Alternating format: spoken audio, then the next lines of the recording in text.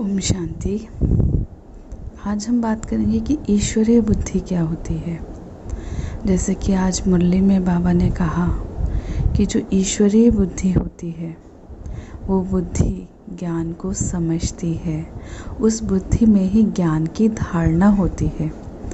एक है ज्ञान सुनना और दूसरा है धारण करना।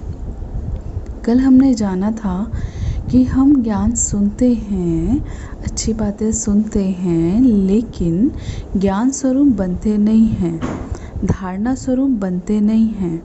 क्यों नहीं बनते? क्योंकि हम उसको खाली करके नहीं बैठते नेगेटिविटी से। उसमें कुछ न कुछ भरा होता है पहले से, दुनियावी बातें, पास्ट की बातें, परचिंतन, लोगों के बारे में सारी बातें, बहुत सारा इन्फॉर्मेशन ऑलरेडी वो फुल है। तो जो ऑलरेडी फुल है उसको भरा नहीं जा सकता। लेकिन एक है कि हमने नेगेटिविटी से तो खाली कर दिया, लेकिन वो ईश्वरीय ज्ञान को धारण करने लायक है, वो कैसे पता चलेगा? एक ईश्वरीय बुद्धि, जिसे बाबा कहते हैं सोने का जो बर्तन होता है उसी में शेरनी का दूध ठहर सकता है, और किसी में भी शेरनी का दूध बाबा कहते हैं नहीं ठहर सकता। इसी तरह जो परमात्मा के बहुत एलिवेटेड प्योर महावाक्य हैं वो ईश्वरीय बुद्धि में ही बैठ सकते हैं, ऐसी वैसी बुद्धि में नहीं बैठेंगे। कहने का तात्पर्य ये है कि सुनना कोई बड़ी बात नहीं है, सुनते हैं, लेकिन जो परमात्मा कहते उसको याद रखना, उसको समझना, उसकी गहराई में जाना, उसमें गोते लगाना और वैसा बनना, वैसा करना, वो सबके बस की बात नहीं है। क्यों नहीं है? वो इसलिए नहीं है क्योंकि साथ साथ हमें उस बुद्धि को स्वच्छ करना होता है। और नेगेटिविटी क्या ऐसे ही खाली हो जाती कोई भी चीज़? नहीं, बुद्धि को पुरानी बातों से, दैहिक बातों से, दुनियावी बातों से, परचिंतन से खाली करने के लिए हमें बुद्धि को परमात्मा की याद में मग्न करना पड़ता है, हमें मग्न होना पड़ता है। हमें अपने मन और बुद्धि को उसकी याद में टिकाना होता है, हमें एकाग्रचित करना होता है स्वयं की बुद्धि को। तब तक वो क्या नहीं होगी? तब तक वो स्वच्छ नहीं होगी। हमें उसे साफ करना होता है। हम सोचें दुनियावी बातें लेकर, इनको भर कर आज हम जो हैं जैसे, और हम परमात्मा के महावाक्य सुनेंगे और हमें परिवर्तन आ जाएगा? नहीं, परिवर्तन लाना है परमात्मा की, तो क्या चाहिए? परमात्मा की याद चाहिए। कैसी याद चाहिए? बहुत पावरफुल याद चाहिए, दिल की याद चाहिए, दिमाग की नहीं। हम भजन करते हैं, उसका सॉन्ग सुनते हैं उसकी, लेकिन सॉन्ग सुनते हैं, जब भजन करते हैं तो हमारा मन और बुद्धि कहाँ होते हैं? क्या हमारा मन और बुद्धि उस पर एकाग्र होता है? क्या बुद्धि में बार बार उसका चित्र आता है? और जब चित्र आता है तो क्या उसके लिए बहुत प्रेम उमड़ता है? क्या बहुत हमें उससे प्रेम की अनुभूति होती है?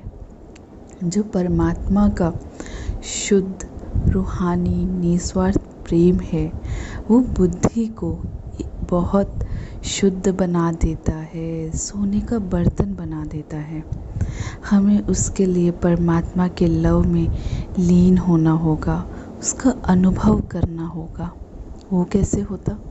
एकांत में चले जाओ। मीन्स एकांत क्या? बाहरी रूप से सिर्फ नहीं, बाहरी रूप से तो हाँ हमें आवश्यकता है एकांत की, कि हमारे पास बाहरी रूप से शोर ना हो, लोग ना हो डिस्टर्ब करने के लिए।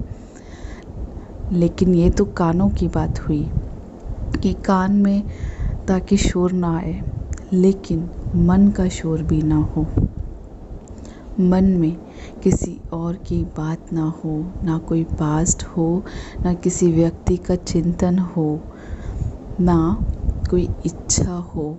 बस इच्छा हो तो उसने मिलन मनाने की, एक प्यास हो उससे मिलने की। हम किसी व्यक्ति से प्रभावित हो जाते हैं, उसे प्यार करने लगते हैं, किसी की अच्छाइयों से प्रभावित होकर। क्यों? क्योंकि हम अभी उस व्यक्ति से मिले हैं। हम परमात्मा से अभी तक हम मिले ही नहीं, हमने उसे जाना ही नहीं, पहचाना ही नहीं। जब तक वो जो है, जैसा है, उससे हम मिलेंगे नहीं, उसे जानेंगे नहीं, और जब तक उसके ओरिजिनल स्वरूप में उसे याद नहीं करेंगे तो क्या होगा? तो हम भी उसका अनुभव, उसके प्यार का अनुभव नहीं कर पाएंगे। हम वो शांति का अनुभव नहीं कर पाएंगे। हमें किसी व्यक्ति से नहीं जुड़ना है जो हमें ज्ञान सुना रहा है, नहीं। लेकिन ज्ञान किसका है? किसके महावाक्य हैं? कौन कह रहा है? किसके बारे में कह रहा है? हमारे बारे में कह रहा है, अपने बारे में कह रहा है, आत्मा और परमात्मा के मिलन के बारे में कह रहा है।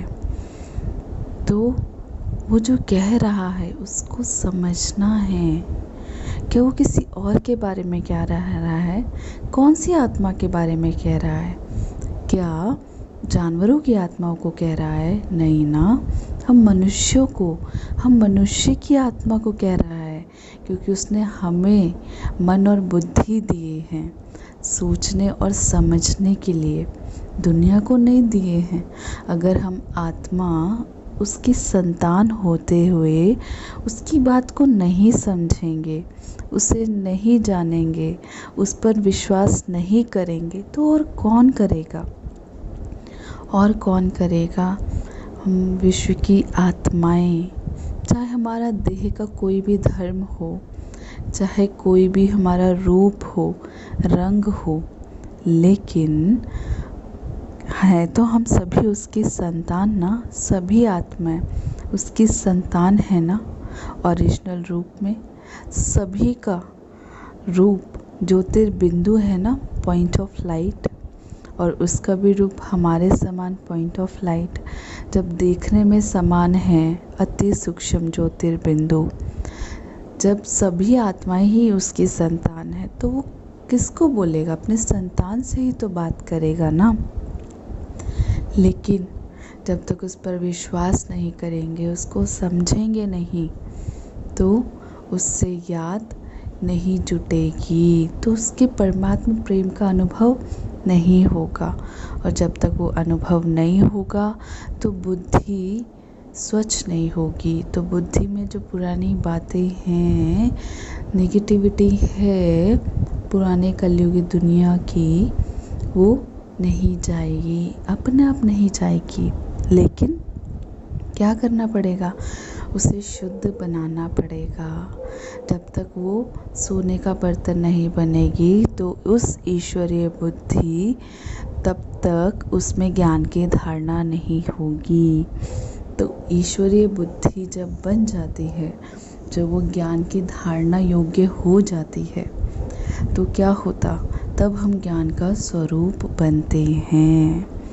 जब याद से ही, उसकी याद से ही बुद्धि जो है स्वच्छ होती है, और उसकी याद से ही आत्मा के ओरिजिनल संस्कार जागृत होते हैं। आत्मा के ओरिजिनल संस्कार शांति, प्रेम, शक्ति, प्योरिटी, शुद्धता है, अशुद्धता नहीं। उदासी नहीं, खुशी है। क्रोध नहीं, प्रेम है। अशांति नहीं, शांति है। दुख नहीं, सुख है। निराश नहीं, आशावादी है, आशा है। और आत्मा के और क्या है?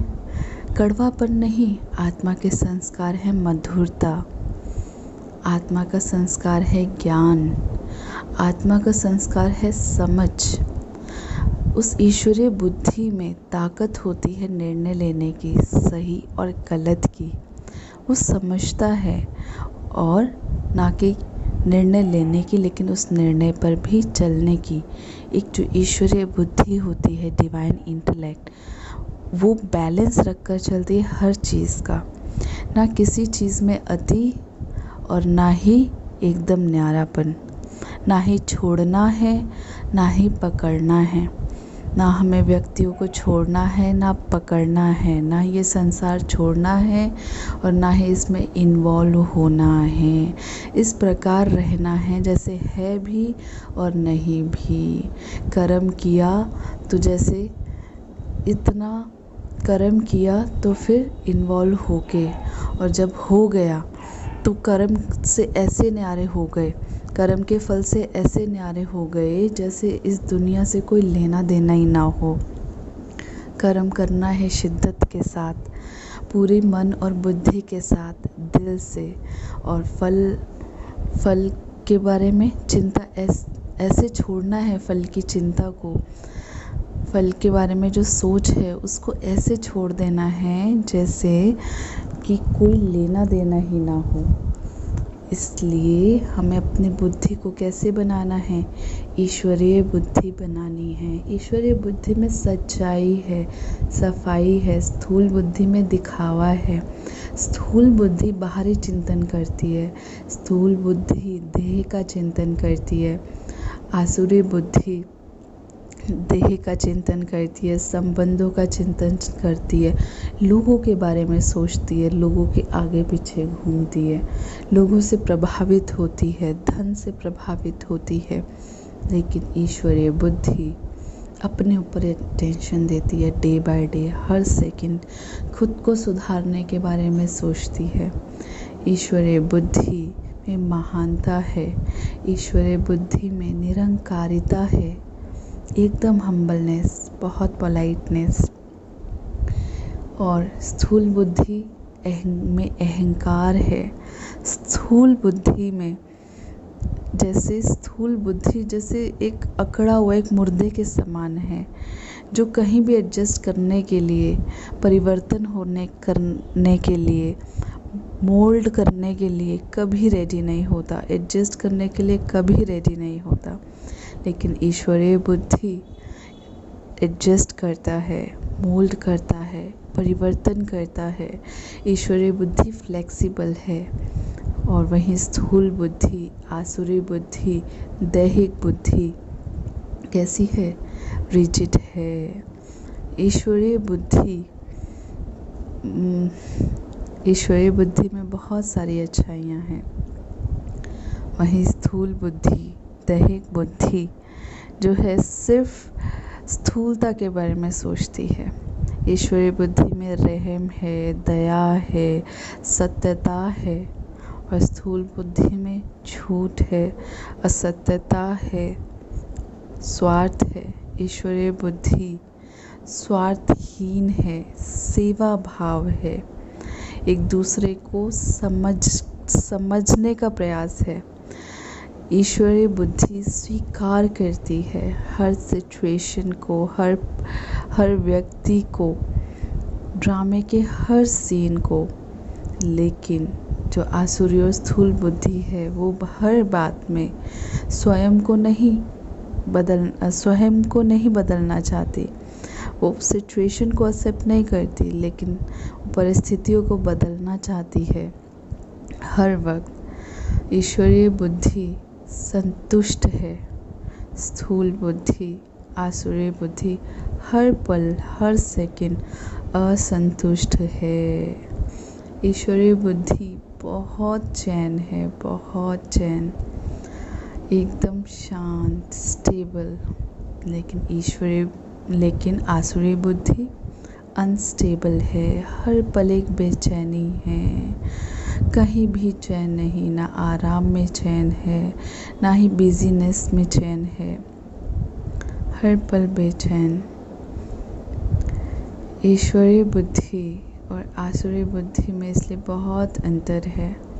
जब हम स्वयं को आत्मा समझते हैं, सोल समझते हैं, तो हम में एक स्पिरिचुअलिटी की एक लाइट का संचार होता है। एक हम में एक रोशनी, एक प्रकाश, ज्ञान का प्रकाश जागृत होता है। और जब हम खुद को देह समझते हैं तो अज्ञान रूपी अंधकार हमारी बुद्धि पर छा जाता है और उसमें लॉक लग जाता है। तो जो ईश्वरीय बुद्धि है वो स्वयं का और इस विश्व का कल्याण करने वाली है। लेकिन जो स्थूल बुद्धि है, जो आसुरी बुद्धि है, वो दूसरों का तो कहीं ना कहीं अकल्याण करती ही, लेकिन अनजाने में वो अपना भी अकल्याण करती, बार बार खुद को दुख देती, हर्ट करती और समय का, शक्ति का नाश करती और अपना भाग्य क्या करती, अपना भाग्य बिगाड़ती।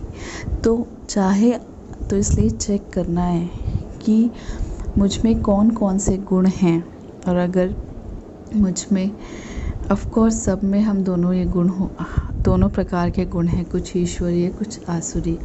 तो अभी भी हम में जो आसुरी गुण हैं, हमें उनको चेक करके चेंज करना है, क्योंकि यही वो कल्प का अंतिम समय है। इसके बाद ये समय कभी नहीं मिलेगा चेक और चेंज करने का। क्या क्या कमियां रह गई हैं अभी भी, क्योंकि आसुरी दुनिया परिवर्तन हो रही है और ईश्वरीय राज्य आने वाला है। तो क्या ईश्वरीय राज्य में जाने लायक हूँ?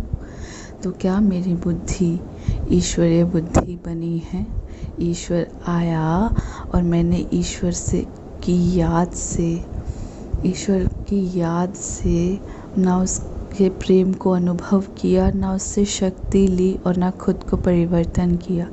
तो ऐसे इस महान संगम में ऊपर मैंने क्या किया? तो कुछ भी नहीं किया।